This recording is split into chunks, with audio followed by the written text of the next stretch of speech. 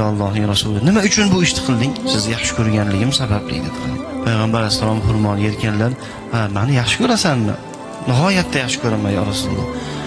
Agar dedilar Payg'ambar alayhisalom, meni yaxshi ko'radigan bo'lsang, qiyinchiliklarga, mashaqqatlarga, faqirlikka, musibatlarga tayyor turgin. Chunki meni yaxshi ko'radigan bandalarga Alloh ko'p sinovlarni beradi.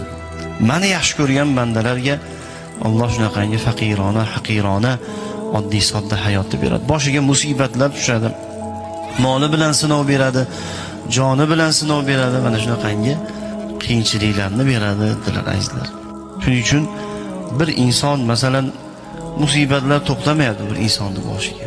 Qaysi ishni boshlasa yurmayapti. Qorni och qolyapti kerak bo'lsa. Qishda yupun kiyimda qolib, bu faqat Allohni suyganligidan bo'lar ekan azizlar. Va payg'ambar alayhisalom yaxshi ko'rgan bandalarga keladigan bunaqangi azizlar musibatlar.